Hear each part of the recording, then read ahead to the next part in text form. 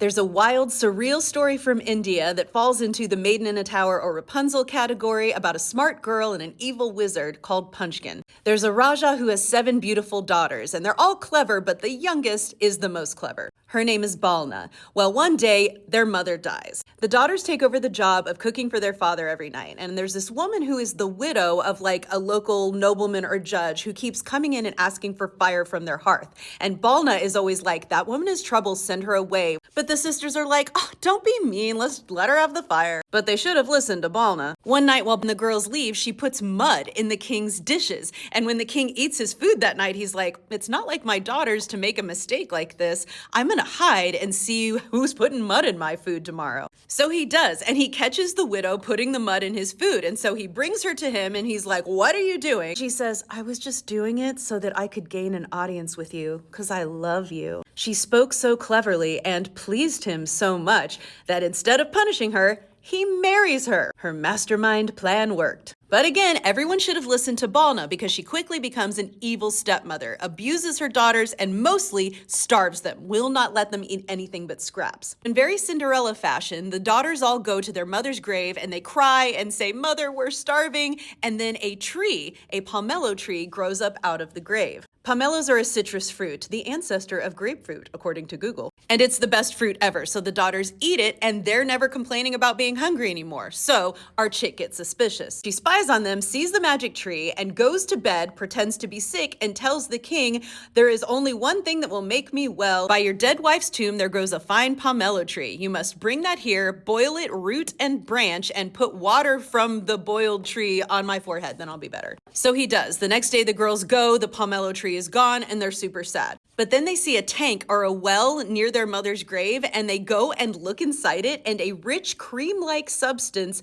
quickly hardens into thick white cake inside, and they just gobble up this delicious tank cake. When the stepmother finds out, she pretends to be sick again and just cuts straight to the point. She tells her man, the only thing that is going to make me well is for you to kill all 7 of your daughters. Then put their blood on my forehead and the palms of my hands, and then I'll live. The king doesn't want to do it, but he's already promised her he'll do whatever to make her happy, so he takes all 7 of his daughters out into the jungle, and when they fall asleep from walking all day, he's like, oh, I can't kill them. I'm just gonna leave them here and let them just die in the jungle, and it won't really be blood on my hands. So he leaves. They wake up, they're abandoned and alone and super sad. But just then, 7 princes from another kingdom happen to be riding through the forest hunting, and they're like, hey, we're 7 princes, you're 7 beautiful girls, we want to marry you. And so they take them with them, and they do, and each one marries the girl, and the youngest marries the youngest, so Balna marries the handsomest youngest one. Of all the sisters, the only one to have a child is Balna. She has a beautiful son, and they all love him and raise him like he's their own, instead of being jealous like sisters often are in these stories. One day, Balna's husband says, I'm gonna go hunting, but he never comes back, and then his 6 brothers go to look for him, and they never come back. We find out later that finally the name of this story, Punchkin, this evil wizard, has turned them into stone because they crossed into his land.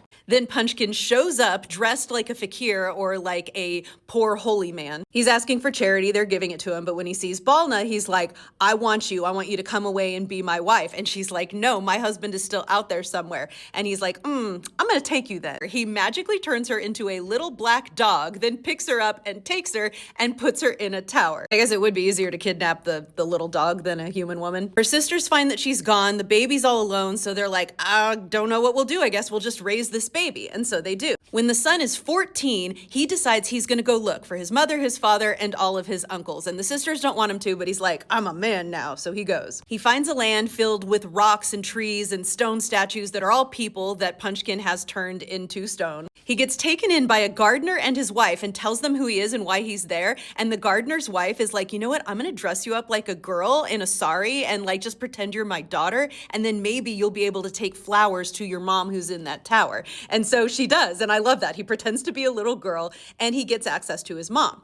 Now she's no longer a dog, but she's been in this tower this whole time because she's refusing to marry Punchkin. And he's like, you're gonna stay in the tower until you agree. She reunites with her son and she knows it's him for sure because he's got this gold ring she put on his finger as a baby and the ants have enlarged it through the years. She's like, son, how are we gonna escape? And he's like, okay, you've been cold to Punchkin. I want you to pretend like you are giving in and want to be with him so you can coax out of him how he can be killed. So our girl does that, and she gets out of Punchkin that his life is bound to a parrot that is hidden far away, and if that parrot were to die, he would die. So her son goes off to get the parrot, but the parrot is thousands of miles away through the jungle. It's within a circle of palm trees. It's guarded by monsters. But on the way, our son finds these two birds that are about to be eaten by a snake. So he kills the snake, and then the bird's mom comes along and says, "Oh my gosh, thank you. I'm gonna just pick you up and take you to the parrot so you can get it, and then I'll bring you home." And then it does. This happens a lot in folklore. It is good to save birds from snakes. They will be grateful. When the son arrives back with the parrot, he's so extra about it. He sits on the steps playing with it until Punchkin comes along, and Punchkin's like, "Oh my God, where'd you get that parrot?" And he's like, "What?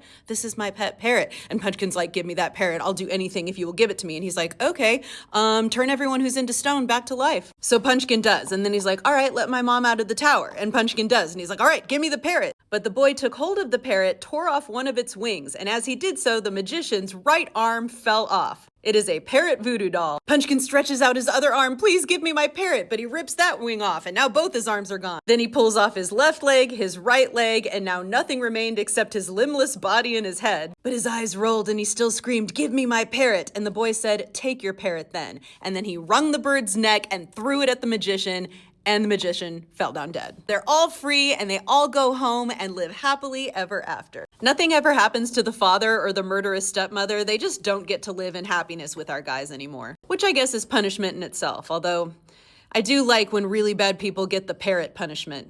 I can think of some people in the world I wouldn't mind seeing get some parrot punishment. I know that's not very forgiving, but in folklore, people ain't.